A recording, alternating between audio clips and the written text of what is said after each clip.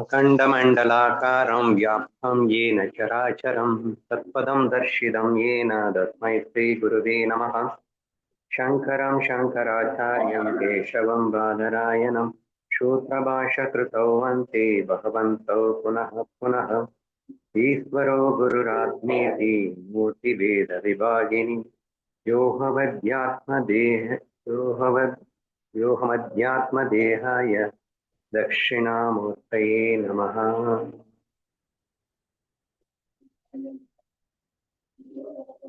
பவித்திர இந்திரியானின் நதிக்கரையில் மௌலி ஞானேஸ்வரின் சமாதியின் அருகில் அமர்ந்து கொண்டு அவர்களால் அவர் இயற்றிய சங்கதேவ பதாஸ்தி என்ற நூலில் 35 ஸ்லோகங்கள் நாம் நிறைவு செய்துவிட்டோம் அப்படின்னு நினைக்கிறேன். இன்று நாம் காணவிருப்பது 36. 35ல என்ன சொல்லியிருந்தாரு அப்படின்னா, பிரம்மத்திற்கு மாயை அவசியமில்லை, ஆனால் மாயைக்குத்தான் பிரம்மம் அவசியம் என்றும் பிரம்மம் மாயை இல்லாமலும் தனித்து தானாக இருக்கும் என்றும் சொல்லி முடித்திருந்தார்.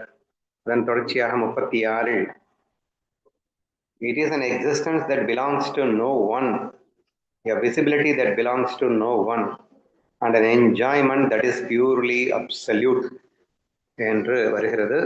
தமிழில் இது யாருக்கும் சொந்தமில்லாத இருப்பு, எவராலும் காணப்படாத காட்சி மற்றும் தூய பரமானந்த அனுபவம் அப்படின்னு ஒரு பிரம்மத்தின் வர்ணனை என்று நான் இதை அழைக்கலாம் என்று நினைக்கின்றேன். பிரம்மத்தின் வர்ணனை அப்படின்னா இதை ஃபர்ஸ்ட் வரை பார்க்கலாம். இது யாருக்கும் சொந்தமில்லாத இருப்பு, அதாவது சத் சித் ஆனந்தம் என்று அந்த பிரம்மத்தை அழைக்கின்றோம். சத்து அப்படின்னாலே இருப்பு அப்படின்னு அர்த்தம். இருப்புன்னா இங்கிலீஷ்ல எக்ஸிஸ்டன்ஸ் அப்படின்னு சொல்லுவோம். அது இருக்கிறது அப்படின்னு நம்ம சொல்றோம் இல்லையா, அதுதான் இருப்பு அப்படின்னு சொல்லியிருக்கு. இப்போ பொதுவா எத்தனையோ விஷயங்கள் இருக்குங்க. உங்கள் கண்ணுக்கு முன்னாடி உங்க வீடு இருக்கு, கார் இருக்கு, பங்களா இருக்கு, என்னென்னமோ இருக்கு, சரியா? இந்த இருக்கு அப்படிங்கிற அந்த விஷயத்த நீங்க உரிமை கொண்டாட முடியும், சொந்தம் கொண்டாட முடியும். இது ஏன் வீடு, இது ஏன் காரு, இது என்னுடையது அப்படின்னு சொல்லிட்டு இருக்கின்ற எந்த விஷயமானாலும் நீங்கள் சொந்தம் கொண்டாட முடியும், சரியா? ஆனா பிரம்மம் அப்படிங்கிறது இருக்கு இல்லையா, இது சொந்தம் கொண்டாட முடியாத ஒரு இருப்பு அப்படின்னு சொல்றாரு. அது ஏன் அப்படின்னா, நானாகவே இருக்கும்போது அது எனது என்று நான் எப்படி சொல்வது? இப்ப நல்லா புரிஞ்சுக்கோங்க. நீங்க வேற அது வேற அப்படின்னு சொன்னா you can able to say that அதை நான் சொந்தம் கொண்டாட முடியும், அது என்னுடையது. சொந்தம் கொண்டாடுறது அப்படிங்கிறது வேற ஒண்ணும் இல்லைங்க. என்னுடையது அப்படின்னு நீங்க சொன்னீங்கன்னா நீங்க சொந்தம் கொண்டாடுறீங்கன்னு அர்த்தம், சரியா? பொதுவா இதை எங்க யூஸ் பண்றோம்னா, உங்க வீடு, உங்க காரு, உங்க மனைவி, உங்க மக்கள், ஸோ இவங்களையெல்லாம் என்னுடையவர்கள் அப்படின்னு சொல்லிட்டு நீங்க யூஸ் பண்றது உண்டு அப்படின்னு வச்சுக்கோங்களேன். சரி, இப்போ என்னுடையதுன்னு சொல்லும் போதே அது நீங்க இல்லைன்னு ஆயிடும். உங்களை விட்டு வேறாக ஒன்றை இருக்க வேண்டும், அதை நான் எனக்கு சொந்தம் கொண்டாடுகிறேன் என்று சொல்லிக்கொள்ள வேண்டும், சரியா? ஆனால் பிரம்மம் என்பது சுத்த இருப்பாகவே இருக்கின்றது. அதை தவிர வேற ஒண்ணுமே இல்லைங்க. பிரம்மத்தை தவிர இங்க வேற எதுவுமே இல்லை, ஆத்மாவை தவிர எதுவுமே இல்லை, அல்லது உங்களை தவிர எதுவுமே இல்லை, உங்களுடைய சுய இருப்பை தவிர வேற எதுவுமே இல்லை.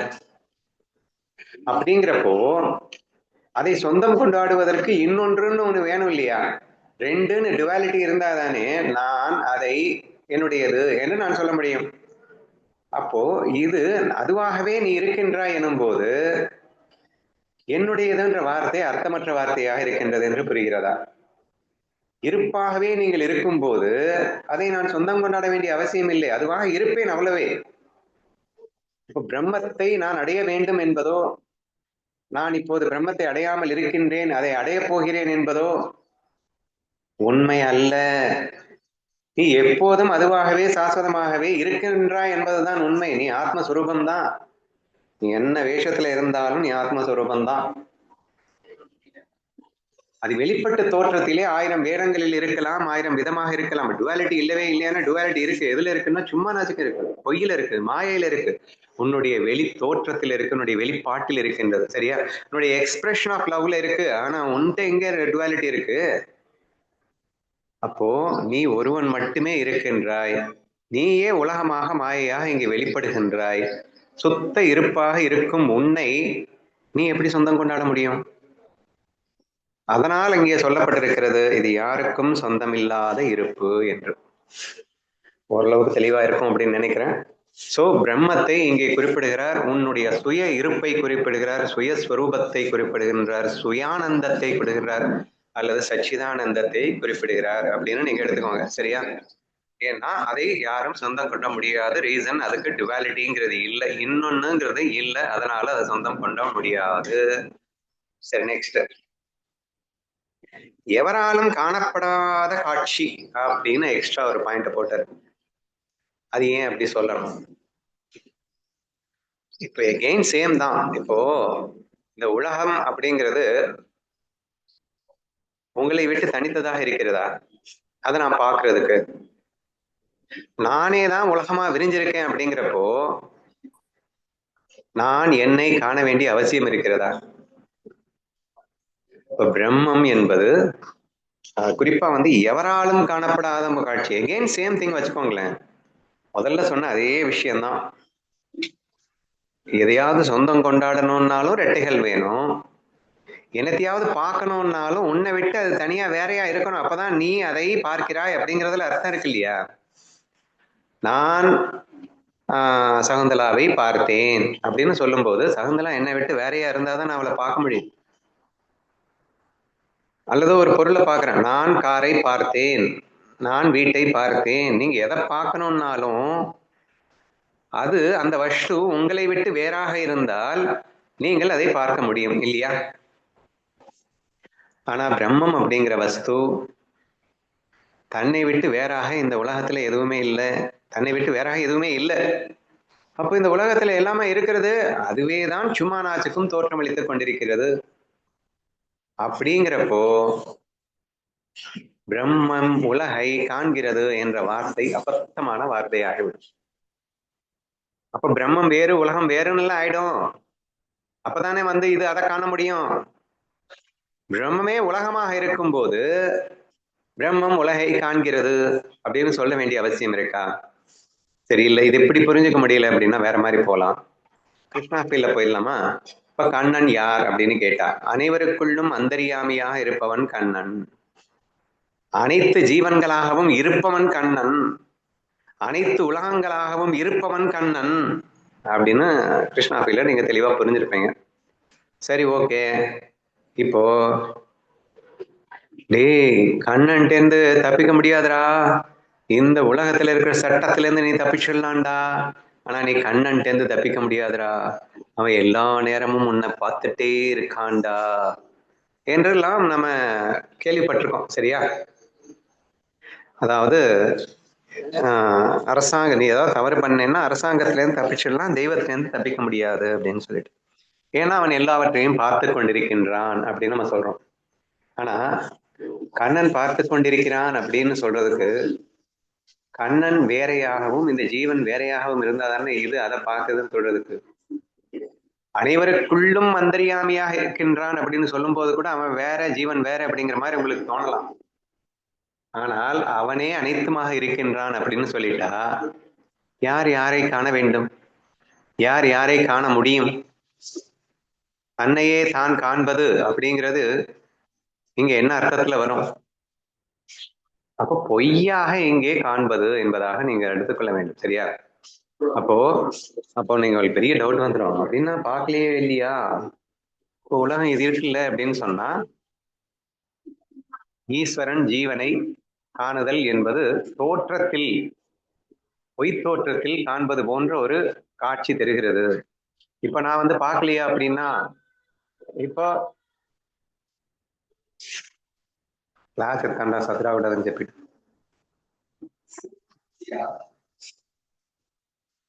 சரியா? அப்போ இங்கே அனைத்துமாக இருக்கின்றவன் இறைவன். சரி, பிரம்மம் சத்தியம் ஜெகத் மித்யா அப்படிங்கிறது நமக்கு நல்லாவே தெரியும். இந்த பிரம்மத்துல டுவாலிட்டி இல்லை, அதனால பிரம்மம் எதையும் பார்க்காது, எதுவும் என்னுடையதுன்னு சொந்தம் கொண்டாடாது, அது அகர்த்தா, அது அபோக்தா அப்படின்னு வேற சொல்லிட்டோம். இன்ஃபேக்ட் அந்த பிரம்மத்திற்கு உலகம் இருக்கிறதே கூட தெரியாதுன்ற ரேஞ்சுக்கு நம்ம பேசிட்டோம். ஏன்னா மாயை இல்லைனாலும் இருந்தாலும் அந்த பிரம்மம் இருந்து கொண்டேதான் இருக்கும் அப்படிங்கிற ரேஞ்சுக்கு நம்ம பார்த்துட்டோம். சரியா? அது பிரம்மம் சத்தியம், ஜெகத் மித்யா அப்படின்னு சொல்லிட்டோம். ஜெகத் மித்யா அப்படின்னு சொன்னா கூட ஜெகமா இருப்பது எதுன்னா பிரம்மம்னே சொல்லிட்டோம். சரியா? ஜீவன் பிரம்மம் நாபரா அப்படின்னு சொல்லிட்டு பிரம்மமே இங்கே உலகமாக இருக்கின்றதுன்னு சேர்ந்து சொல்லியாச்சு.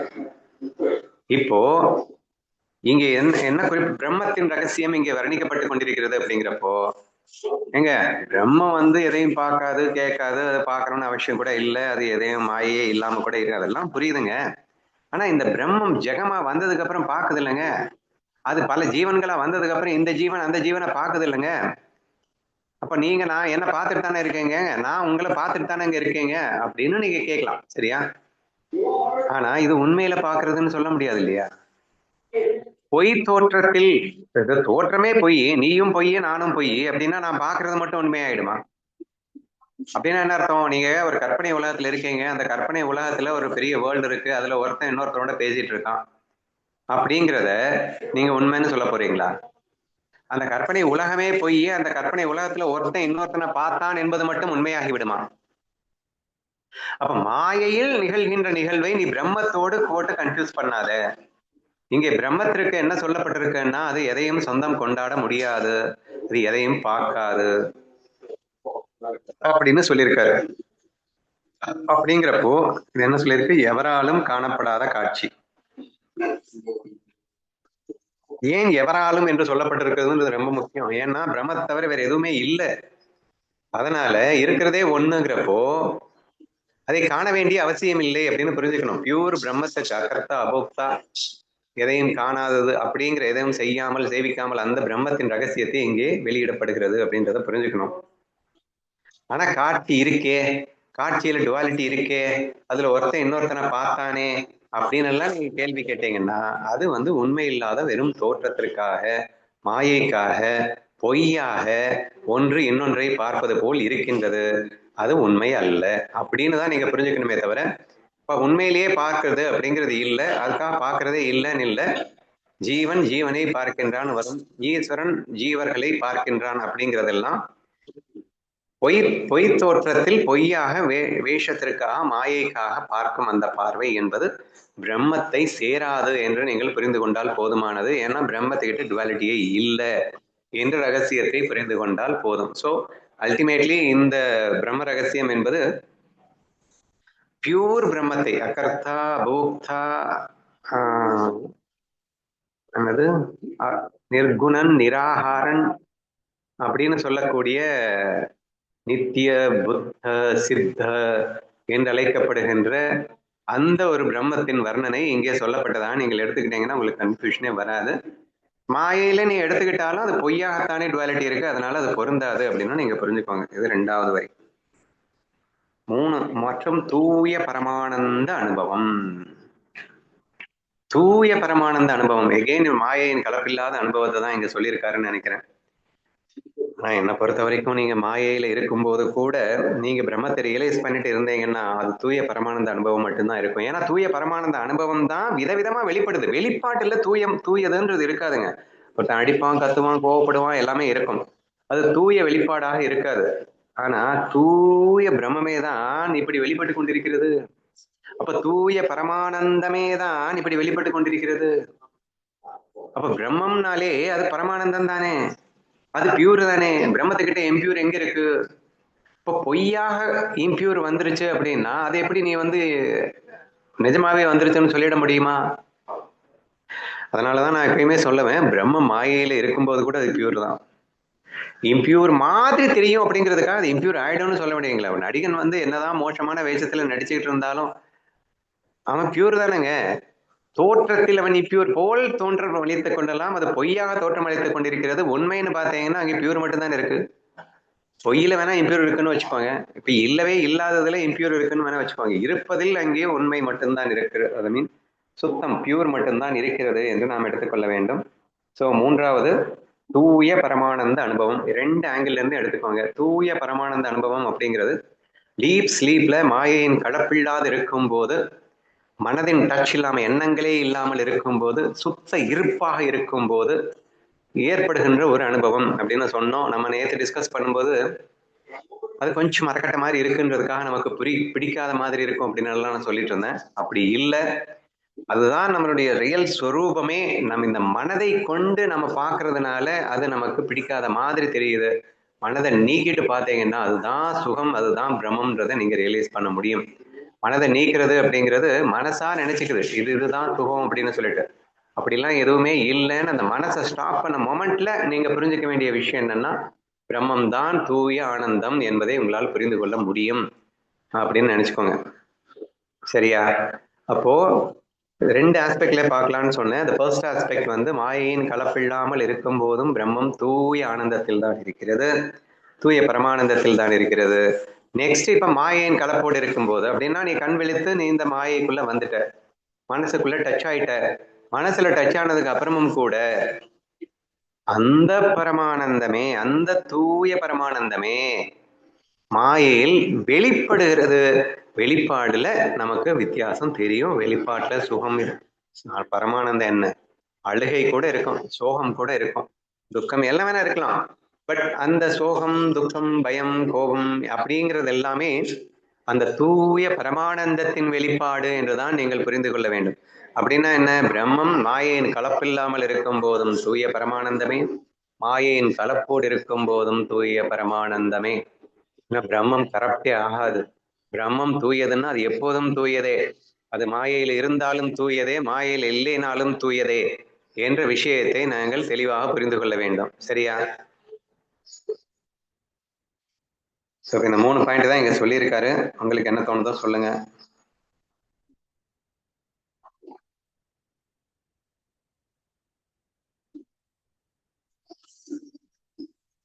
வேற ஒன்றும் தோணலைன்னா அடுத்து போயிடலாமா?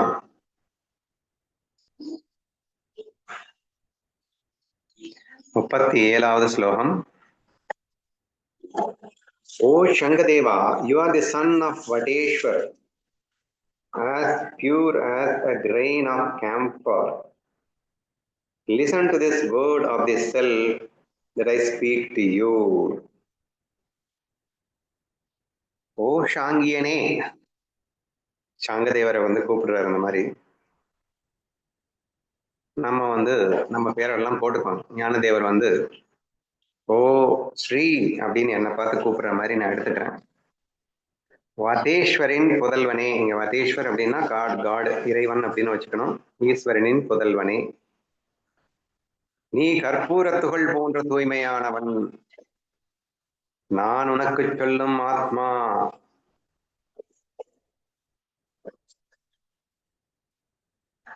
இந்த வார்த்தையை கேள். நான் உனக்கு சொல்லும் ஆத்மாவின் இந்த வார்த்தையை கேள்.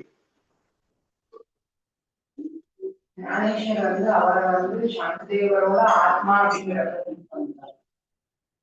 இல்ல இவ்வளவு நேரம் அந்த 35, 36, இன்ஃபேக்ட் 34, 34, 35, 36 ஃபுல்லா என்ன சொன்னாரு? பிரம்ம ரகசியத்தை வெளிக்காட்டினார். சரியா? இந்த பிரம்ம ரகசியம் பரிசுத்தமானது, அதிசுத்தமானது அப்படிங்கிறதையும் சொல்லி காட்டினார். அந்த பிரம்மம் மட்டும்தான் சத்தியம், அதனால நீயும் அந்த பிரம்மம் தான்றதை இப்போ ஃபைனலா நமக்கு சுட்டி காட்டுகிறார் அப்படின்னு நான் நினைக்கிறேன். ஸோ இல்ல முதல்ல உங்களுக்கு என்ன தோணுதுன்னு சொல்ல போறீங்களா?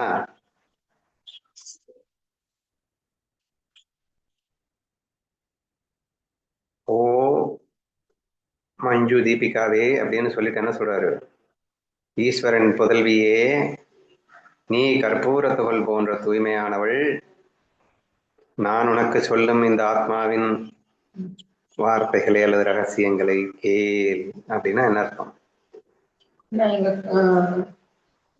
ஈஸ்வரனோட புதல்வன் அது வந்து நமக்கு ஈஸியா அண்டர்ஸ்டாண்ட் ஆகும் அப்படின்னு நினைக்கிறேன்னா, ஈஸ்வரனே ஜீவனாக இருக்கிறான். இங்க வந்து கற்பூரம் அப்படிங்கிறது உள்ளும் புறமும் எல்லா இடத்துலயும் கற்பூரத்துல நிறைஞ்சு இருக்கிறது வந்து நெருப்பு மட்டும்தான். கற்பூரம் எரியும் போது பார்த்தோம் அப்படின்னா அதுவே காணாம போயிடும், கற்பூரமும் காணாம போயிடும். அந்த மாதிரி ஆத்மாவோட நம்ம கம்ப்ளீட் மெர்ஜிங்ல இருக்கிறோம் அப்படிங்கிறதுனால அந்த கற்பூரம் அப்படிங்கிற எக்ஸாம்பிள் நீங்க கொடுத்துருக்காங்க அப்படிங்கிற மாதிரி எனக்கு தோணுதுன்னா. ஸோ கற்பூர துகள் போன்ற தூய்மையானவன். அதே இன்னொன்று வந்து கற்பூரம் வந்து ஃபார் தூய்மை அப்படின்னு கூட சொல்லலாம். அப்படி இருக்கும்போது அப்படி இருக்கக்கூடிய என்கிட்ட யார் இங்க பேசுறாங்க அப்படின்னா பரபிரம்மே வந்து பேசிட்டு இருக்கு. ஸோ ஞானதேவர் இங்க வந்து தன் ஆத்மா அப்படின்னு சொல்றது பரபிரம்மம் அப்படிங்கிற மாதிரி எனக்கு அண்டர்ஸ்டாண்ட் ஆகுதுண்ணா. ஓகேவா? பிரம்மத்தின் ரகசியங்களை கேள்னு சொல்றாருமா. இல்ல, நான் உனக்கு சொல்லும் ஆத்மாவின் இந்த வார்த்தைகளை. ஆமா, ஓகே ஓகே ஓகே. முதல் 3 ஸ்லோகங்கள்ல ஆத்மாவை பத்தி நிறைய வார்த்தை பேசிட்டாரு. சரியா? அதையெல்லாம் கவனமா கேள்றா, உனக்காக தாண்டா பேசிட்டு இருக்கேன், அது யாரோ இல்லடா, அந்த ஆத்மா நீ தாண்டா.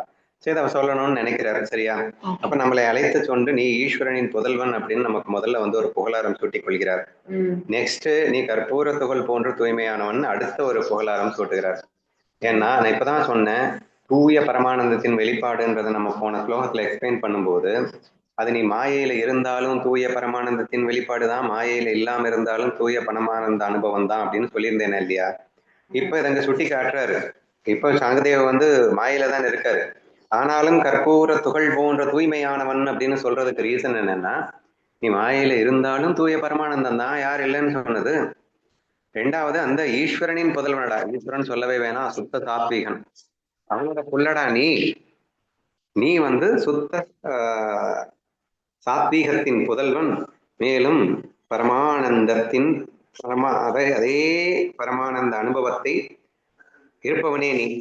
இப்ப கற்பூர துகள்ன்றது பியூர் ஒயிட்டுங்க, அது எங்கும் பியூர் ஒயிட்டா மட்டும்தான் இருக்கும். அது நெருப்பு அப்படின்னு இன்னொரு வார்த்தையில சொல்லலாம். ஏன் அப்படின்னா, இருக்கிறதுலயே இது பியூரஸ்ட் ஆஃப் ஆல் பியூர் எது அப்படின்னா நெருப்பு அப்படின்னு சொல்லுவாங்க. ஏன்னா எவ்வளவு ஒரு அசிங்கமானதையும் நெருப்புல போட்டா அது சுத்தமாயிடும் அப்படிங்கிறது ஒரு ஐதீகம். சரியா? எவ்வளவு நாற்றம் உள்ளதும் அந்த நெருப்புல போட்டீங்கன்னா நாற்றம் இல்லாம போயிடும். அப்ப அந்த அளவுக்கு நெருப்பு எப்போதும் ஒரு சுத்தமானது என்று சொல்வதுண்டு.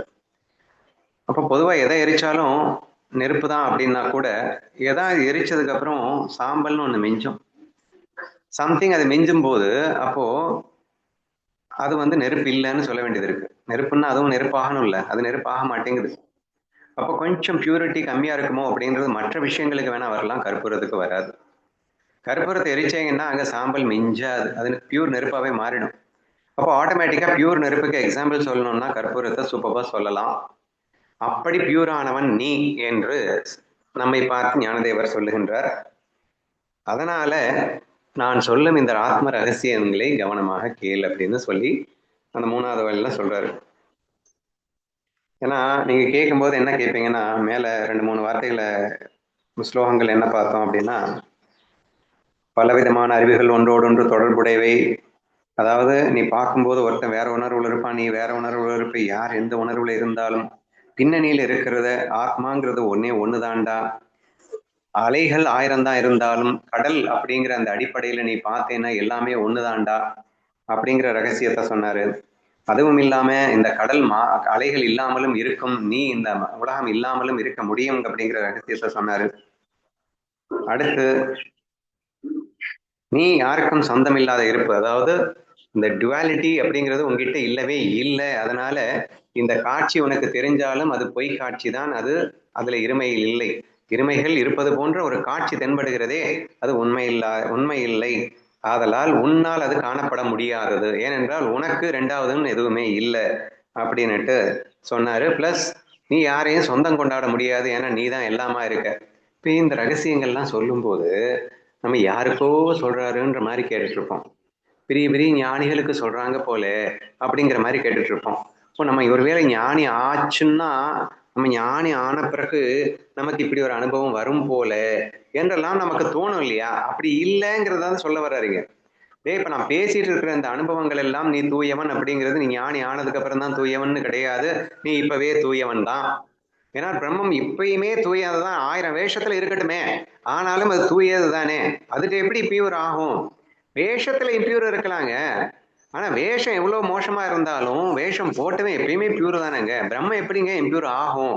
ஆதலால் நீ பிரம்மம் என்று உன்னை உணர், நீ பிரம்மமாகவே பார். அப்போ நான் வந்து அழுக்கு, நான் அஞ்ஞானி, நான் வேஷத்துல மாட்டிக்கிட்டேன், நான் வந்து இனிமே ஞானி ஆனாத்தான் உண்டு அப்படின்னு நீ பேசிட்டு இருந்தேன்னு நீ மனசுலயே சிக்கிடுவ. நீ மனசை விட்டு வெளியே வர மாட்ட, நீ உன்னுடைய ஒரிஜினல் சொரூபத்துக்கு போக மாட்ட. நீ உன் சொரூபத்துக்கு போகணும் அப்படின்னா நான் பியூர்னு ஃபீல் பண்ணணும், அகம் பிரம்மாஸ்மின்னு ஃபீல் பண்ணணும், சிவோகம் அப்படின்னு ஃபீல் பண்ணணும், சிவனின் புதல்வன் அல்லது சிவனே நான் அப்படின்னு நீ ஃபீல் பண்ணணும், நான் சுத்த சச்சித்தானந்த சொரூபின்னு ஃபீல் பண்ணணும். அதை ஃபீல் பண்றா. நான் பாட்டுங்க பேசிட்டு இருக்கேன்னா எவனுக்கோ பேசிட்டு இருக்கேங்கிற மாதிரி நினைச்சிடாதரா. சங்கதேவா அப்படின்னா உன்னை நம்ம பேரெல்லாம் சொல்லி கூப்பிட்டு பேசுறாரு. டே நான் யாருக்கோ சொல்லலடா, நான் உங்களுக்கு தான்டா சொல்லிட்டு இருக்கேன். என்ன ஃபீல் பண்ணணுமா? நீ பியூர்னு ஃபீல் பண்ண. இல்லைங்க நான் பியூர் எல்லாம் இல்லைங்க, என்கிட்ட எவ்வளவு அகங்காரம் இருக்கு, நான் எவ்வளவு தப்பு பண்ணிட்டு இருக்கேன், நான் போய் பியூர்ன்றீங்களே என்று நீ பேசாத. You are the pure of all pure.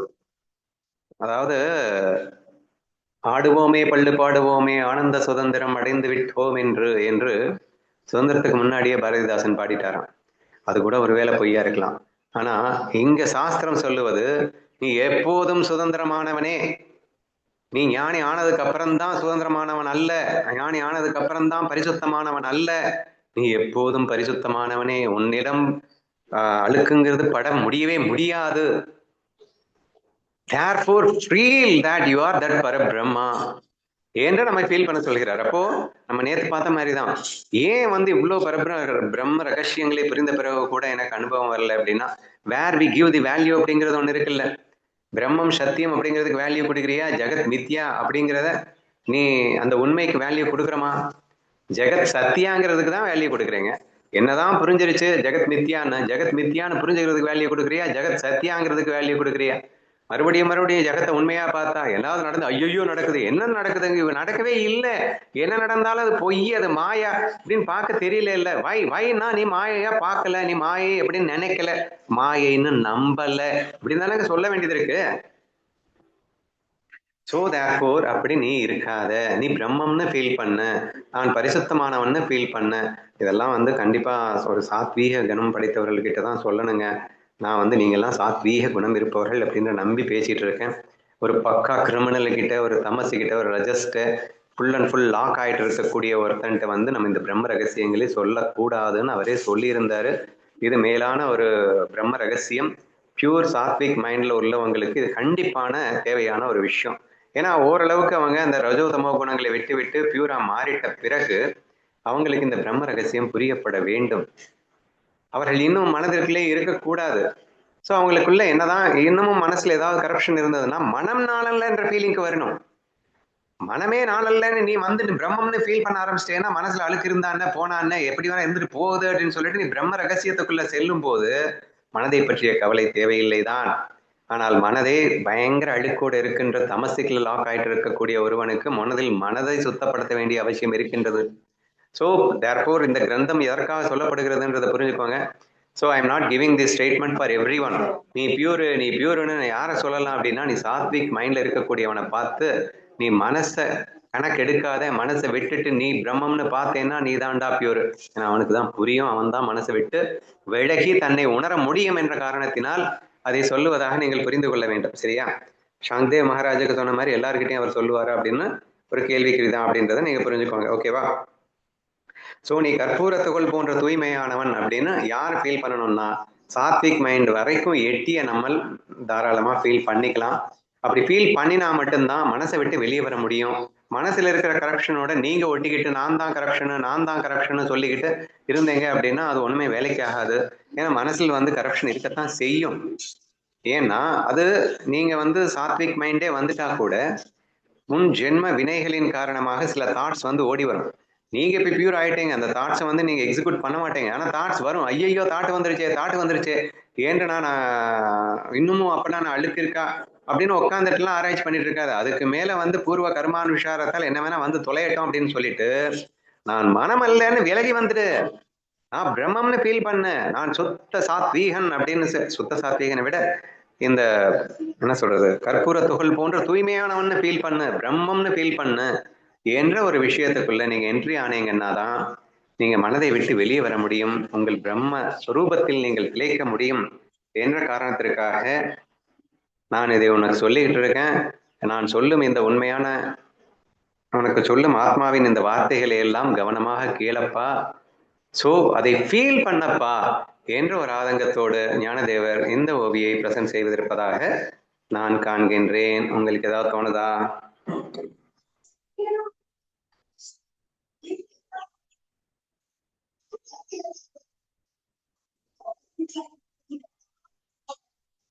Okay, 38 போலாம்.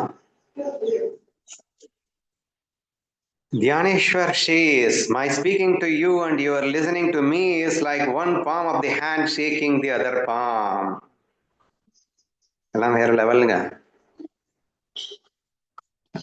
ஞானதேவர் கூறுகிறார், நான் உன்னிடம் பேசுவதும் நீ என்னிடம் கேட்பதும் ஒரு கை உள்ளங்கை மற்றொன்றை தொடுவதை போன்றது. நாம் இருவரும் வேறல்ல அப்படிங்கறத இன்டைரக்டா சொல்றார். இதை விட எப்படி சொல்றது? இப்ப நான் உங்ககிட்ட பேசிட்டு இருக்கேன்ல, நான் உன்னிடம் பேசுவதும் நீ என்னை கேட்பதும் என்னிடம் கேட்பதும்,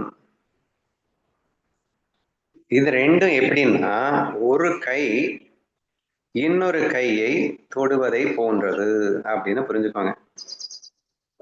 இது இங்கிலீஷ்ல ஷேக் பண்ற மாதிரி அப்படின்னு போட்டாரு. இப்ப நான் உங்க கையை ஷேக் பண்ணா அப்படின்னு சொன்னா உங்களுக்கு புரியுங்க. உங்க கையை நான் ஷேக் பண்றேன், கை கொடுக்குறேன் அப்படின்னு கேள்விப்பட்டிருப்பீங்க இல்லையா? வாவ், வெல் டன் அப்படின்னு சொல்லிட்டு நான் உங்க கையை பிடிக்கிறேன் அப்படின்னு. இது உங்களுக்கு தெரியும். ஆனா இங்க என்ன சொல்லியிருக்காருன்னா, என்னுடைய இடது கை என்னுடைய வலது கைக்கு கை கொடுக்குதான். ஆனா கை கொடுக்குற எக்ஸாம்பிளே யாரு கை கொடுக்குறாங்க அப்படிங்கறதே தெரியாதுன்னா, ரெண்டு பேருமே கை பிடிக்கும் போது ரெண்டுமே ஈக்குவலா தான் இருக்கும். ஸோ குலுக்கும் போதும் ரெண்டுமே ஈக்குவலா தான் இருக்கும். புரியுதா? இப்ப நான் உங்ககிட்ட இப்படி கை கொடுத்தா கூட நீங்க கை பிடிச்சிருக்கீங்களா நான் கை பிடிச்சிருக்கேனா அப்படிங்கறது தெரியாது. இப்ப நம்மளே கை பிடிச்சுக்கிட்டோம் அப்படின்னா அது நானே என்ன தொடுற மாதிரி அப்படிங்கிறது. நீ என்ன சொல்ல வர்ற அப்படின்னா லிப் கிஸ் கொடுக்குற மாதிரின்னு சொல்ல வர. ஸோ யார் யாருக்கு கொடுக்குறாங்கன்னு சொல்ல முடியாது, ரெண்டு பேருக்கு கொடுக்குறாங்கன்னு சொல்ற மாதிரி இருக்கும் அப்படின்னு. அது மற்றவங்களுக்கு கொடுத்தாலே அப்படின்னா இங்க சொல்லப்படுற எக்ஸாம்பிள்ல என் கை எனது இடது கை எனது வலது கையை கை கொடுத்துக் கொள்கிறது அப்படிங்கிற ரேஞ்சில் அவர் ஈக்குவேட் பண்ணியிருக்காரு அப்படிங்கிற மாதிரி நீங்க புரிஞ்சுக்க ட்ரை பண்ணுங்க. சரியா? சரி, தொடுவதை போன்றது. சரி, இது ஏன் சொன்னாரு, இது எப்படி நீங்க புரிஞ்சுக்க போறீங்க? ஞானதேவர் எங்கிருந்து பேசிட்டு இருக்காரு? பிரம்மத்திலிருந்து பேசிக் கொண்டிருக்கிறார். எல்லாத்தையும் எப்படி பாக்குறாரு? பிரம்மமா பார்த்து பேசிட்டு இருக்கார். இந்த உலகத்தை எப்படி பாக்குறாரு? உலகம் தன்னுடைய வெறும் தோற்றம் அப்படிங்கிற ஃபீலிங்ல இருந்து அவர் பார்த்துட்டு இருக்கார். சரியா? சாட்சியாக பார்க்கிறார் அப்படின்னு சொல்லலாம். சரியா? இப்ப இந்த உலகத்துல இருக்கிற எல்லா ரூபமும் யாருடைய ரூபம்? ஞானதேவருடைய ரூபம். அப்ப சாங்கியன் மட்டும் என்னமா? சங்கதேவர் மட்டும் யாரா? நம்மெல்லாம் யாரா? எல்லாருமே ஞானதேவர் தான். அப்போ முழுமையாக அந்த பிரம்ம பாவத்திலிருந்து அவர் பார்க்கும்போது இந்த ஒட்டுமொத்த உலகமும் தனது சாயலே என்ற ஒரு சிதியிலிருந்து அவர் பார்த்து கொண்டிருக்கிறார். அப்போ யார்கிட்ட பேசிட்டு இருக்காங்க? அவரே தான் அவர்கிட்ட பேசிட்டு இருக்காரு இல்லையா? இப்ப நான் உன்னோட என்ன எடுத்துக்கிட்டேங்கன்னு வச்சுக்கோங்களேன். இப்ப நான் பிரம்மஸ்வரூபத்துல இருக்கேன் அப்படின்னு ஒரு ஃபீல் பண்ணுங்க. நான் பிரம்மபாவத்துல இருக்கும்போது இந்த உலகத்தை எப்படி பார்ப்பேன்? என்னுடைய தோற்றமாக பார்க்கிறேன். இப்ப நீங்க எல்லாம் கேட்டுட்டு இருக்கீங்க, ஒரு 10 பேர் கேட்கறீங்கன்னு வச்சுக்கோங்களேன். அந்த 10 பேர் யாரு? என்னுடைய தோற்றம் தான். இன்னும் பிரம்மபாவத்துல இருந்து பார்க்கணும் அப்படின்னு சொன்னா இந்த ஸ்ரீ அப்படிங்கிறவன் ஒரு பாவம் அப்படின்னா நீங்க 10 பேர் கேட்டுட்டு இருக்கிறது இன்னொரு பாவம் அப்படின்னு வச்சுக்கலாம். இந்த காண்பவன், காணப்படும் பொருள், காட்சி இதெல்லாம் நானே தான் அப்படின்னு சொல்லியிருந்தார் இல்லையா? அந்த ரேஞ்சுக்கு வந்துருங்க. சரியா? இங்கே ஸ்ரீ என்ற வேஷத்தை போட்டுக்கொண்டு பேசிக் கொண்டிருப்பவனும் நான், அங்கு ஒரு 10 பேர் என்ற வேஷத்தை போட்டுக்கொண்டு கேட்டுக் கொண்டிருப்பவனும் நான். அப்படின்னா நானே என்னிடம் பேசுகின்றேன். எக்ஸாம்பிள் தான். என்னுடைய இடது கை எனது வலது கைக்கு கை கொடுக்கிறது அப்படிங்கிறது எக்ஸாம்பிள். அப்ப எனக்கு நானே கை கொடுத்துக்கிட்டா எப்படியோ அப்படித்தான் இங்கே நான் உங்களிடம் பேசுவது. இப்ப என்னிடம் நானே பேசிக் கொண்டிருக்கிறேன். என்னங்க லூஸ்தனமா வளர்றீங்க? நீங்க எங்க உங்ககிட்ட நீங்க பேசிட்டு இருக்கீங்க? நீங்க எல்லாம் எங்ககிட்ட தானே பேசிட்டு இருக்கீங்க, நான் தானே கேட்டுட்டு இருக்கோம் அப்படின்னு உங்களுக்கு தோணலாம். ஆனால் அதிஷ்டானத்திலிருந்து நம்ம பார்க்கும்போது நீங்களும் நானும் வேறு அல்ல. மனசு மட்டும்தான் வேற. மனசுன்னா இந்த இடத்துல வேஷம்னு புரிஞ்சுக்கணும். ஓகேவா? ஒரே பிரம்மம் தான் எல்லா மனங்களிலும் பட்டு பிரதிபலிக்கின்றது அப்படின்னு தான் நம்ம திரும்ப திரும்ப பார்த்துட்டு இருக்கோம். சரியா? பிரம்ம உணர்வு ஒண்ணுதான். இந்த ஒரே பிரம்ம உணர்வு எல்லா மனங்களிலும் பட்டு பிரதிபலிக்கும் போது பிரதிபலிக்கின்ற உணர்வுக்கு சிதாபாசன் நமக்கு டிஃப்ரெண்ட் பேர் நம்ம மாத்தி கொடுத்தா கூட சிதாபாஸ் வேறு பிரம்மம் வேறுன்னு நம்ம என்னைக்காவது சொல்லியிருக்கோமா? ஒரே பிரம்ம உணர்வே பல மனங்களில் பட்டு பிரதிபலிக்கின்றது. ஆனால் பார்ப்பதற்கு அது வேறு வேறு மாதிரி தோன்றும் என்பதற்காக பிரம்ம உணர்வு வேறுன்னு ஆயிடுமா அப்படின்னு எல்லாம் நம்ம கேட்டிருக்கோம் இல்லையா? அப்போ என்னுடைய அந்த ஒரே பிரம்ம உணர்வு தான் மனங்களில் பட்டு பிரதிபலிப்பதால் அது வேறு வேறாக தோன்றுகிறது. தோற்றத்தில் வேறு என்பது உண்மைதான். தோற்றத்தில் டுவாலிட்டி இருக்கும், உண்மைதான். கேட்கிறவங்க வேற, பேசுறவங்க வேறதான். ஆனா உண்மையில் பிரம்மம் மட்டுமே தான், பிரம்ம உணர்வு மட்டுமே தான் இப்படி பல மனங்களில் பட்டு பிரதிபலிக்கிறது. அந்த வேஷம் அப்படிங்கிறது அந்த டுவாலிட்டியை ஏற்படுத்துது. அந்த நீ வேற நான் வேற அப்படிங்கிற ஒரு மாதிரியான ஒரு விஷயத்த காட்டுது. ஆனா உண்மையில அப்படி இல்லை அப்படிங்கிற விஷயத்தை தான் நம்ம தெளிவா புரிஞ்சுக்கணும். சரி, இதை புரிஞ்சுக்கிறதன் மூலியமா என்ன நம்ம தெரிஞ்சுக்கணும் அப்படின்னா, இந்த ஒட்டுமொத்த உலகமும் நானே அப்படிங்கிறது தான் புரிஞ்சுக்கிறதோட. இப்ப சங்கதேவா நான் அவங்ககிட்ட பேசிட்டு இருக்கிறது என்கிட்டயே நான் பேசிட்டு இருக்கிற மாதிரி அவர் சொல்றதனுடைய நோக்கம் என்னன்னா, இந்த உலகத்துல நீ இனிமே யார் கூட நீங்க பேசினாலும் நீங்க அவங்களை யாரும் நினைச்சு பேசக்கூடாது, உங்ககிட்டயே நீங்க பேசுறீங்கன்ற ஃபீலிங்ல பேசணுங்கிறது தான் இதுல இருந்து நீங்க எடுத்துக்க வேண்டிய ஒரு முக்கியமான பாயிண்ட். இந்த உலகத்தை எப்படி ஞானதேவர் தன்னை விட்டு வேறாக பார்க்கவில்லையோ அப்படியே இந்த உலகத்தை நீங்களும் உங்களை விட்டு வேறதாக நீங்க நினைக்கவே கூடாது. நீங்க என்ன பண்ணினாலும் உங்ககிட்ட தான் நீங்க பண்றீங்க. நீங்க யாரையாவது அடிக்கிறீங்கன்னா உங்களையே நீங்க அடிச்சுக்கிறீங்க, யாரையாவது திட்டுறீங்கன்னா உங்களையே நீங்க திட்டிக்கிறீங்க, யாரையாவது கொஞ்சுறீங்கன்னா உங்களையே நீங்க கொஞ்சிக்கிறீங்க. So that kind of oneness ஃபீலை தான் இன்டைரக்டா அவர் இந்த ஸ்லோகத்துல புகுத்துறாரு அப்படின்றத புரிஞ்சுக்கணும். அப்ப சங்கதேவர்கிட்ட பேசும்போது அந்த ஒரு ஒப்பீனியனை கொடுக்கும்போது அந்த ஒப்பீனியனுடைய நோக்கம் என்னன்னா, நீயும் இதுதான்டா ட்ரூத், தேர்ஃபோர் நீயும் நானும் ஒண்ணுதான்டா என்றதை புரிஞ்சுக்கிறதோட மட்டும் இல்லாம, எப்போ இந்த ஒன்னஸ் ஃபீலை புரிஞ்சுக்கிட்டியோ அப்ப இந்த ஒட்டுமொத்த உலகமும் நீதான் என்றும் சேர்ந்து புரிந்து கொள்வா என்றதான் சொல்ல வர்றாரு. நீயும் நானும் ஒண்ணுன்னு அவன்கிட்ட நல்ல பேர் எடுக்கிறதுக்காக அவன்கிட்ட ஐஸ் பிடிக்கிறதுக்காக எல்லாம் ஒன்றும் சொல்லலை. சரியா? நீயும் நானும் ஒண்ணுன்னு சொல்றதன் மூலியமா அந்த ஒன்னஸ் ஃபீல் அவனுக்கு உணர்த்துறாரு. நீ அந்த ஒன்னஸ் ஃபீல்ல இருந்தேன்னா இந்த ஒட்டுமொத்த உலகமும் எனக்கு எப்படி என் சாயலை என்று புரிகிறதோ அப்படி உனக்கும் அது புரியமடா என்று உணர்த்துவதற்காக சொல்லிய வார்த்தை என்பதை உணர வேண்டும் அப்படின்னு கேட்டுக்கிறேன். So this is the essence of this particular ஸ்லோகான்னு எனக்கு தோணுது. மற்றவங்களுக்கு ஏதாவது தோணுதுன்னா சொல்லுங்க. எனக்கு என்ன தோணுது அப்படின்னா, இப்போ ஒரு கை இன்னொரு கைய இப்போ என்னுடைய கை சேக் பண்ணுது அப்படின்னாலும் கூட ஒரு உடல்ல இருக்கக்கூடியதுதான் அந்த ரெண்டு கைகளுமே. அது மாதிரிதான் இப்போ காரைக்கால் அம்மையார் ஒரு பாட்டுல சொல்லுவாரு, அந்த குரு சிஷ்யன் அப்படிங்கிறது வேறு வேறு இல்ல, குருவே தனக்கு உபதேசம் பண்ற மாதிரி அப்படின்னு சொல்லி ஒரு பாட்டு இருக்குன்னா, அறிவானும் தானே அறிவிப்பான் தானே அறிவாய் அறிகின்றான் தானே அறிகின்ற மெய்ப்பொருளும் தானே விடிசுடற்பார் ஆகாயம் அப்பொருளும் தானே அவன் அப்படின்னு சொல்லி. அதாவது அறிகின்ற மாணவனும் அந்த சிவன் தான், அறிவு கொளுத்துகின்ற ஆசானும் அவன்தான், ஞானத்தை அறிகின்ற ஞானியும் அவன்தான், அறிகின்ற ஞானத்தின் உட்பொருளாய் இருப்பவனும் அவன்தான். அது மட்டும் இல்லாம உலகத்துல இருக்கக்கூடிய அந்த சூரியன், நிலம், வானம் எல்லாமே பறந்து விரிந்திருக்கக்கூடிய பொருளாவும் அந்த சிவனே இருக்கிறான் அப்படிங்கிற மாதிரி சேமா இருக்கு நீங்க சொன்னதும் இதுவும். ஓகே ஓகே, கண்டிப்பா அதை எடுத்துக்கோங்க.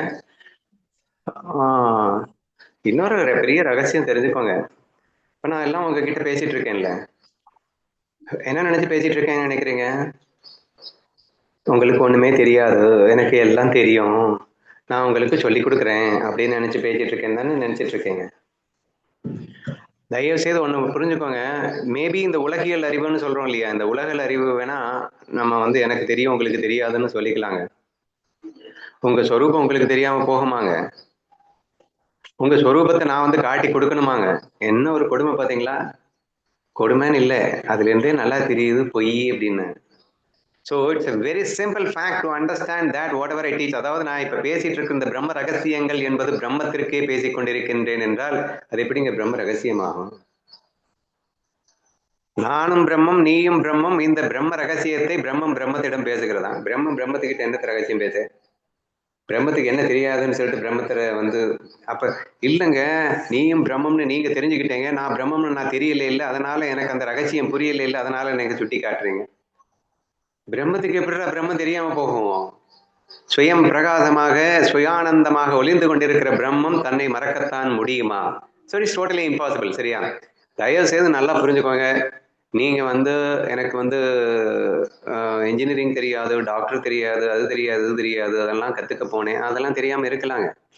ஆனா அன்பை பத்தி தெரியாம யாராவது இருக்க முடியுமா? ஒன்னஸ்தில பத்தி தெரியாம யாராவது இருக்க முடியுமா? அந்த சுயத்தை அறியாதவன் எவனாவது இருக்க முடியுமா அப்படின்னா கண்டிப்பா இருக்க முடியாது. அது நமது சுபாவமாகவே இருக்கின்றதுன்றதை புரிஞ்சுக்கணும். அந்த சுபாவத்தை மீறி உங்க மனசுல போட்டிருக்கிற வேஷம் வந்து வேற வேற மாதிரி இருக்கலாம். அந்த வேஷம் வேறு வேறு மாதிரி இருக்கின்றது என்பதற்காக உங்களுடைய ஒரிஜினல் சுபாவம், உங்களுடைய ஒரிஜினல் இயல்பு அப்படிங்கிறது பிரம்மம் மட்டும்தான் அப்படின்றத தயவு செய்து புரிஞ்சுக்கோங்க. சரியா? சுதர்மத்தை பத்தி அடிக்கடி நீங்க பேசும்போது நம்ம இயல்புல இருக்கணும், நம்ம இயல்புல இருக்கணும் அப்படின்னு சொல்லணும். உண்மையிலேயே உங்களுடைய ஒரிஜினல் இயல்பு என்ன தெரியுமா? அன்புதான் உங்களுடைய ஒரிஜினல் இயல்பு. ஸோ எல்லாருடைய ஒரிஜினல் இயல்பும் அன்புதான். அதுதான் அதிஷ்டானமாக இருந்து கொண்டிருக்கிறது. அந்த அன்பை வெளிப்படுத்துகின்ற விதம் தான் இங்கே மாறுபட்டு கொண்டிருக்கின்றதே தவிர அந்த வெளிப்பாட்டிலே நீங்க வந்து இயல்பை கண்டுபிடிக்கிறீங்க. ஆனா நான் என்ன சொல்லிட்டு இருக்கேன், வெளிப்படுவதற்கு பேஸாக இருக்கக்கூடிய இயல்பு அனைவருக்கும் பொதுவானது.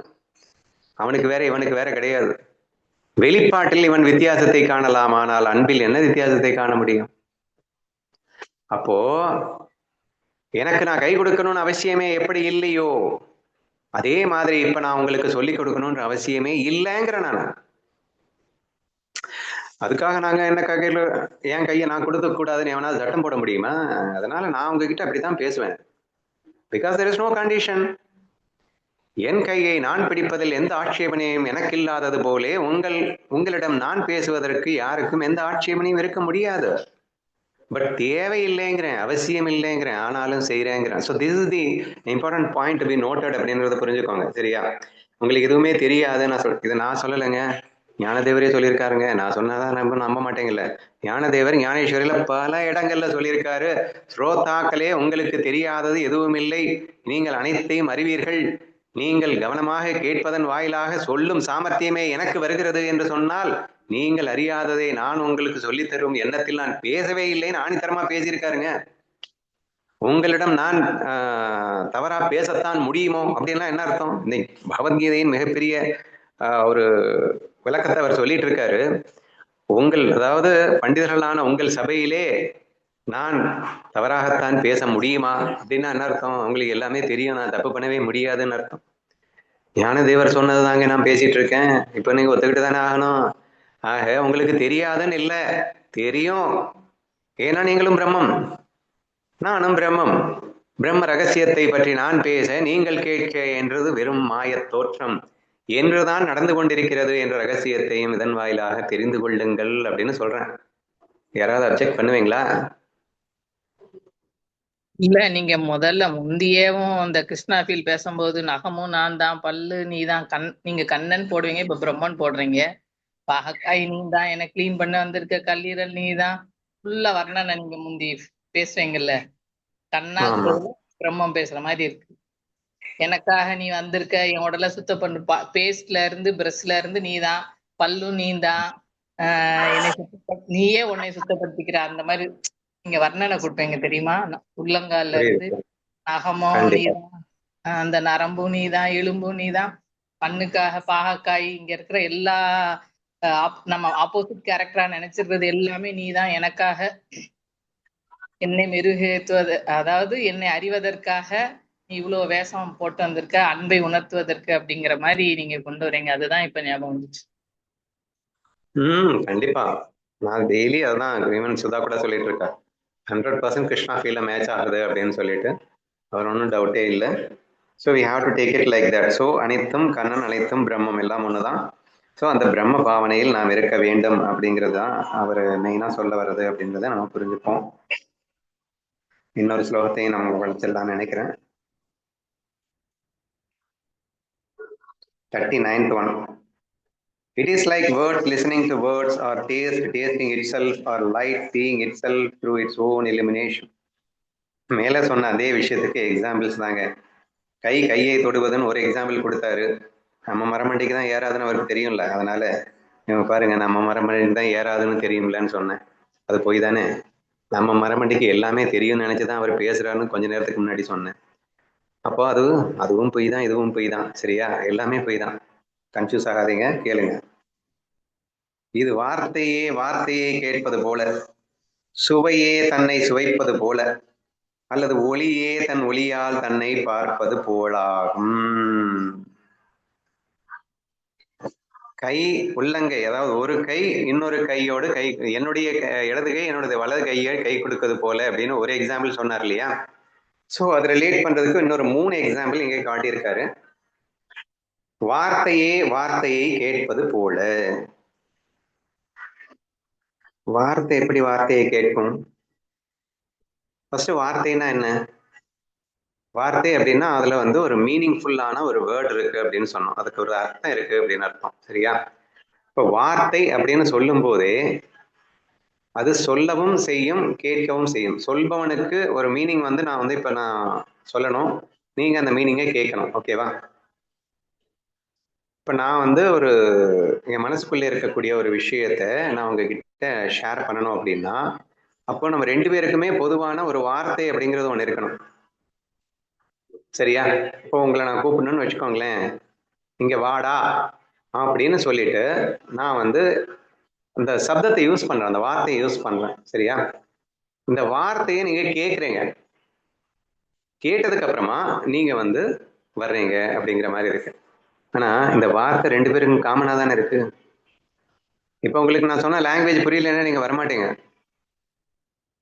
அப்போ இந்த வார்த்தை என்பது சொல்லுபவனுக்கும் கேட்பவனுக்கும் பொதுவாகவே இருக்கின்றது. வார்த்தையை கேட்பது போல. இப்ப சொல்லுபவனே சொல்லியதை கேட்பது போல அப்படின்னு எடுத்துக்கோங்க. இல்லையா? சொல்லுபவனே சொல்லியதை கேட்பது போல. இப்ப நான் யாரு? சொல்லுபவன். நீங்க யாரு? கேட்பவன். ஆனா நான் சொன்னதை நானே கேட்டா எப்படியோ, அதுதான் வார்த்தையை கேட்பது போல. ஒண்ணு இல்லைங்க, நீங்க யாருமே எதிர்க்க இல்லைங்க, நான் பாட்டுக்கு பேசிட்டு இருக்கேங்க. அப்படிதான் பேசிட்டு இருக்கேன். இப்ப கூட டேபுக்கு முன்னாடி தான் உட்காந்து பேசிட்டு இருக்கேன். சரியா? சோ முன்னாடி சோறு தான் இருக்கு. சரி, இப்ப பேசிட்டு இருக்கேன். இப்ப நான் பேசிட்டு இருக்கிறத நான் கேட்டுட்டு தானேங்க இருக்கேன். யாராவது இல்லைன்னு சொல்லிட முடியுமா? நீங்க இல்லைன்னு வச்சுக்கோங்களேன், நீங்க 10 பேர் கேட்கல, நீங்க யாருமே இல்லை. இப்ப இந்த ஜூம் அப்படிங்கிற கான்ஃபரன்ஸ் இல்லாம சும்மா நாச்சுக்கும் இந்த டேபை பிடிச்சிக்கிட்டு, இல்ல இந்த டேபை கூட பிடிக்காம நான் பாட்டு சுபத்தை பார்த்து பேசிக்கிட்டு இருந்தேன்னா, இப்ப நான் பேசிட்டு இருக்கேன். அப்ப நான் கேட்கலன்னு அர்த்தம்? நான் கேட்டுட்டு தானே இருக்கேன். நான் பேசுவதை நான் கேட்டுக்கொண்டிருக்கின்றேன் அப்படிங்கிற அர்த்தம் புரிஞ்சிருச்சா? இப்ப ஃபர்ஸ்ட் பேசிக் எக்ஸாம்பிள் புரிஞ்சிருச்சு. இப்ப நெக்ஸ்ட், இப்போ எப்படி என் கையை நானே குலுக்கி கொண்டால் எப்படியோ அப்படித்தான் நான் இப்போது உங்கள் கைகளை குலுக்கி கொண்டிருக்கிறேன்னு போன எக்ஸாம்பிள்ல சொன்னேன். அதே மாதிரிதான் இப்ப நான் பேசுறத நானே கேட்டு இருக்கேனோ அப்படித்தான் நான் பேசுவதை நீங்கள் கேட்கிறீர்கள். அப்படின்னா என்ன அர்த்தம்? நீங்க வேற நான் வேற இல்லைன்னு அர்த்தம். நான் பேசுறத நானே கேட்டுட்டு இருக்கேன்னா எனது வாய் பேசியது எனது காதுகளால் கேட்டது அப்படின்னு அர்த்தம். இப்போ உங்க காதெல்லாம் வேற யாருடையது இல்லை, என்னுடைய காதுகள் தான். ஏன்னா நீங்களும் நான் தானே. அப்போ உங்க காதால கேட்டாலும் அது என்னுடைய காதால நான் கேட்டதுக்கு சமந்தான் என்று அந்த மீனிங்ஃபுல்லா ஒரு யோசிச்சு பார்த்தீங்க அப்படின்னு சொன்னா அவர் என்ன சொல்ல வர்றாருன்னு உங்களுக்கு புரியும் அப்படின்னு நினைக்கிறேன். ஒன்னும் இல்லைங்க, அந்த ஒன்னஸ் ஃபீலை மெயின்டைன் பண்ண சொல்றாரு. நீ யாருக்கிட்ட பேசினாலும் யாருக்கிட்ட கேட்டாலும், அதாவது நீ சொல்றதை கேட்டாலும் யாரோ கேட்கல, நீயே தான் உங்ககிட்ட கேட்டுட்டு இருக்க அப்படிங்கிற அந்த ஃபீலிங்கோட நீங்க பேசுங்க அப்படிங்கிற அந்த மீனிங் தான் சொல்ல வர்றாரு. ஸோ அந்த ஒன்னஸ் ஃபீலை நீங்க மெயின்டைன் பண்ணுங்க. எப்படி நான் பேசுவதை நானே கேட்க முடியுமோ, இப்போ கேட்டு கொண்டிருக்கின்றேனோ, அப்படித்தான் நீங்கள் உங்கள் காதுகளால் கேட்பதையும் நான் ஃபீல் பண்ணிட்டு இருக்கேன் அப்படிங்கிறேன். நீங்க கேட்குறீங்கன்னு நான் சொல்ல மாட்டேன், நான் தான் கேட்டுட்டு இருக்கேன். ஏன்னா நீங்க எல்லாம் நான் தானே. நீங்கள் அனைவருமே நானாக உட்கார்ந்து இருக்கின்றதால் வேற ஒரு வேஷத்துல, பட் ஸ்டில் நான் என்னிடமே தான் பேசுகின்றேன், நான் என்னிடமே தான் கேட்கின்றேன் என்று புரிந்து கொள்ளுமாறு கேட்கின்றார். இனி அடுத்த உதாரணத்துக்கு போலாமா? சுவையே தன்னை சுவைப்பது போல அப்படின்னு நெக்ஸ்ட் வருது. அது கொஞ்சம் பிட் டிஃபிகல்ட்டி. அதாவது நாக்கு பல சுவைகளை சுவைக்கும், சரியா? சுவையே தன் சுவையை சுவைப்பது அப்படின்னா என்ன அர்த்தம்? இப்போ நாக்குல வந்து ஏதாவது ஒண்ணு வைங்க, அப்ப நாக்கு வெள்ளத்தை சுவைக்கிறது. ஒரு வெள்ளத்தை தூக்கி நாக்குல வச்சுட்டேங்க, நாக்கு வெள்ளத்தை சுவைக்கிறது அப்படிங்கிற மாதிரி வந்துடும். அப்ப ஒன்று இன்னொன்றை சுவைக்கிறது, அந்த இடத்துல டுவாலிட்டி வருது. இப்ப நான் என்ன சொல்றேன்னா, நாக்குல எதையும் வைக்காத, நாக்குல எதையுமே வைக்காத. ஆனா நாக்கு அப்படிங்கிறது ஃபீல்லெஸ்ஸா இருக்கா, ஃபீலிங்கோட இருக்கா? நாக்குல ஃபீலிங் இருக்கிறதுனாலதான் நாக்குல எதை வச்சாலும் அதை ஃபீல் பண்ண முடியுது. அப்படின்னா நாக்குல ஃபீலிங் இருக்குன்னு தானே அர்த்தம். எங்க வெள்ளத்துல தாங்க ஃபீலிங் இல்ல, வெள்ளத்தை வச்சவொடனே ஃபீல் பண்றது நாக்கு தானே. இப்ப நாக்குல ஃபீலிங் இருக்கா இல்லையா? ஆஹா, நீங்க வெள்ளத்தை வைக்கலைன்னா நாக்குக்கு ஃபீலிங் தெரியல, அதனால நாக்குக்கு ஃபீலிங் இல்லைன்னு சொல்லிடுவீங்களா? அப்ப வெள்ளம் வந்து நாக்குக்கு ஃபீலிங் கொடுத்துச்சாக்கும், வெள்ளத்துலதான் ஃபீலிங் இருக்காக்கும். அட நல்லா யோசிச்சு பாருடா, நாக்குல தான்டா ஃபீலிங் இருக்கு. அந்த நாக்குல ஃபீலிங் இருக்கு, அந்த நாக்குல இருக்கிற ஃபீலிங்க நீ வெள்ளத்தை வச்ச உடனே அது வந்து அது ஒரு எக்ஸ்பிரஷனை காட்டுது. அடுத்து ஒரு காரமான ஒரு விஷயத்த நாக்குல கொண்டு வந்து வைங்க. இப்ப நாக்கு வந்து வேற மாதிரி எக்ஸ்பிரஸ் பண்ணோம். அப்போ வந்து நாக்குக்கு வந்து காரம் வந்து வேற ஒரு எக்ஸ்பிரஷனை கொடுத்துச்சு, வெள்ளம் வந்து நாக்குக்கு வந்து வேற ஒரு எக்ஸ்பிரஷனை கொடுத்துச்சுன்னு சொல்ல போறீங்களா? So totally it is impossible தானே.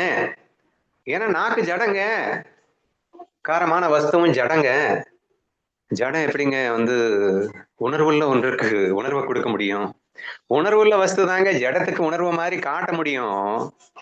ஒரு உணர்வுள்ள வஸ்து ஜடத்தை உணர்வுள்ளது போல் காட்ட முடியுமே தவிர, ஏன்னா பிரம்மம் மனசுக்கு உணர்வை கொடுத்து இல்ல, மனசுங்கிறது ஜடம் தான்.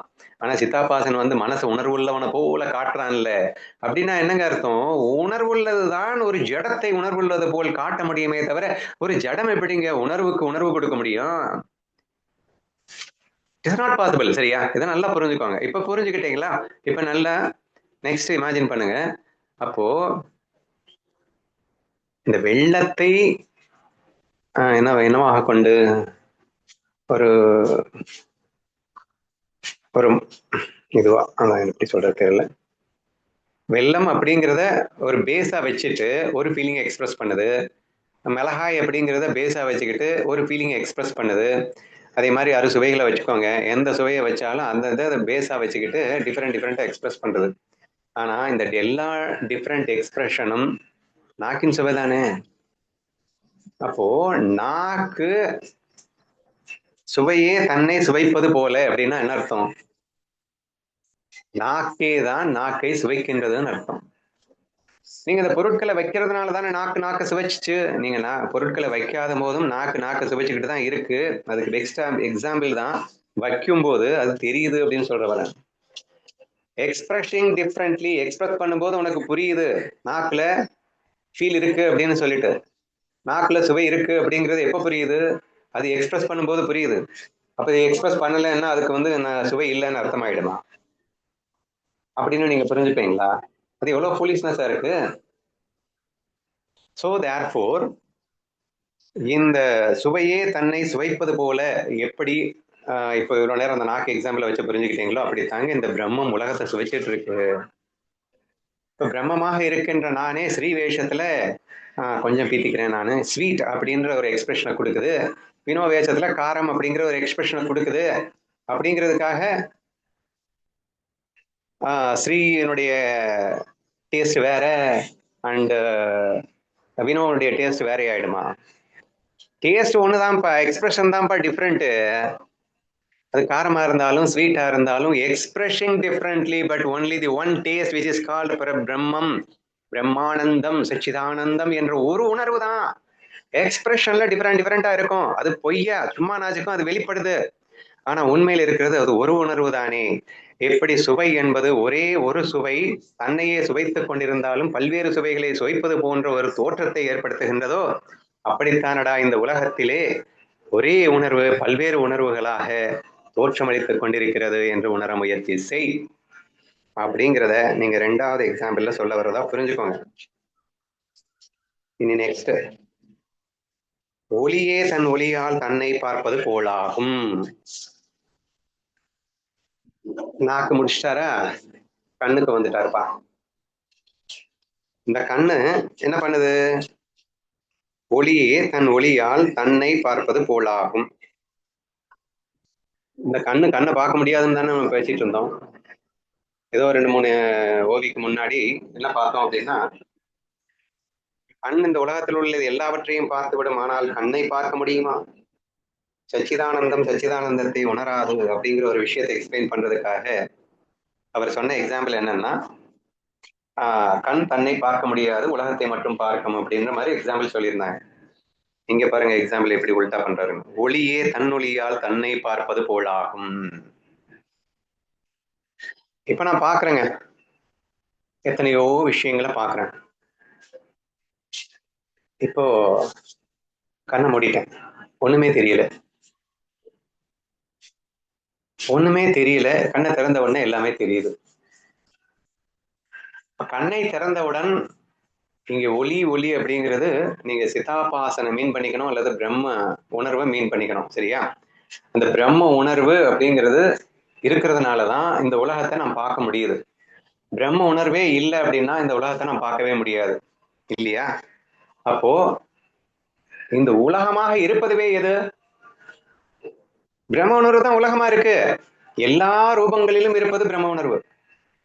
இப்போ பிரம்மம் பிரம்மத்தை பார்க்கிறது அப்படின்னு தானே சொல்லணும். இங்க இருக்கக்கூடிய உலகமாக தோற்றமளிப்பதே பிரம்மம்னு சொல்லிட்டேனா இல்லையா? அப்ப பிரம்மமாக இருப்பது, காண்பவன் காணப்படும் பொருள் இரண்டுமே ஒண்ணுன்னு சொல்லிட்டோமா இல்லையா? அப்ப ஆட்டோமேட்டிக்காவே ஒளியே தன்னொளியால் தன்னை பார்ப்பது போலாகும். புரியுதா? காண்பவனும் காணப்படும் பொருளும் ஒன்றென்று மாறிய பிறகு ஒளியால் ஒளியே தன் ஒளியால் தன்னையே பார்ப்பது போலாகும். காண்பவன் காணப்படும் பொருள் காட்சி என்ற மூன்றும் ஒன்றாக இருக்கும் பட்சத்தில் இந்த ஓவியம் மிக தெளிவாக உங்களுக்கு புரியும். புரிஞ்சுக்க வேண்டிய பேஸ் அதிஷ்டானம் என்ன? பிரம்மம் மட்டுமே தான் இருக்கிறது, அதுவே தான் உலகமாக விரிந்திருக்கின்றது. இங்கே காண்பவனும் பிரம்மம், காணப்படும் பொருளும் பிரம்மம், அந்த காணுகின்ற காட்சி என்ற செயலும் பிரம்மம் என்று அத்தனையுமாக அந்த பிரம்மம் மட்டுமே இருக்கின்றது என்பதை நமக்கு உணர்த்துவதற்காகத்தான் இந்த எக்ஸாம்பிள்ஸ் எல்லாமே கொடுத்திருக்காரு அப்படிங்கிறத நீங்க புரிஞ்சுக்கணும். ஸோ இந்த 3 எக்ஸாம்பிள் மூலியமாகவும் நமக்கு சொல்ல வர்ற சாரம் என்ன அப்படின்னு கேட்டீங்கன்னா, நீ இந்த உலகத்தை பாரு வேண்டாங்களே, ஆனா உன்னை நீ பாக்குற மாதிரி பாரு. யாரை பார்த்தாலும் உன்னையே பாக்குற மாதிரி நீ பாரு. நீ என்ன அடுத்து என்னது, எந்த டேஸ்ட், எந்த ஒரு எக்ஸ்பிரஷன், டிஃப்ரெண்டா ஒவ்வொருத்தரும் ஒவ்வொரு எக்ஸ்பிரஷனை கொடுப்பாங்க, அது உன்னுடைய எக்ஸ்பிரஷனா பாரு. ஒருத்தன் கத்துவான், நீ தான் கத்துறேன்னு. ஒருத்தன் ரொம்ப ஷார்ட்டா பேசுவான், நீ தான் அந்த மாதிரி எக்ஸ்பிரஸ் பண்றேன்னு. ஸோ எத்தனை சுவைகளில் வேணுமானும் ஒவ்வொருத்தரும் எக்ஸ்பிரஸ் பண்ணுவான். அந்த எல்லா எக்ஸ்பிரஷன்ஸையும் நீன்னு பாரு. சரியா? அப்போ யார்கிட்ட நீ கேட்டாலும் பேசினாலும் நீ பேசுற, நீயே தான் கேட்கிற. அவங்க பேசும்போது நீயே தான் பேசுற, நீயே தான் கேட்கிற. நீ பேசும்போது நீயே தான் பேசுற, நீயே தான் கேட்கிற. அல்டிமேட்லி இப்படி, ஏன்னா ஒவ்வொரு ஸ்லோகத்திலையும் நம்ம இதனால என்ன நம்ம ஃபாலோ பண்ணணும் அப்படிங்கிறதானே ரொம்ப முக்கியமா பார்த்துட்டு இருக்கோம். ஸோ தேர்ஃபோர் இந்த ஸ்லோகத்தின் ரகசியம் உங்களுக்கு புரிந்தது என்றால் இனி நீங்கள் காணும் அத்தனை விஷயத்தையும் நீங்களாகவே காண வேண்டும். எவ்வளவு கொடூரனா ஒருத்தனை பார்த்தா கூட நான் தான் அந்த வேஷத்தில் அப்படி இருக்கின்றேன் என்ற உணர்வோடு நீங்கள் காணுங்கள் அப்படிங்கிறது தான் இந்த ஸ்லோகத்தின் ரகசியம் என்று எனக்கு சொல்ல தோன்றுகிறது. உங்களுக்கு ஏதாவது தோன்றினால் சொல்லவும்.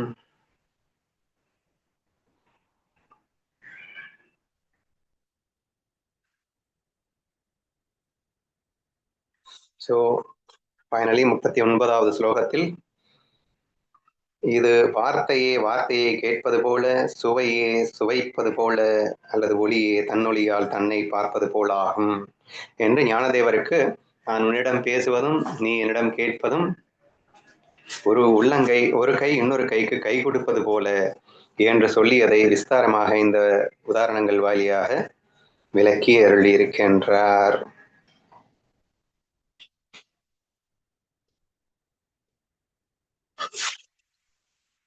We will see the next one tomorrow.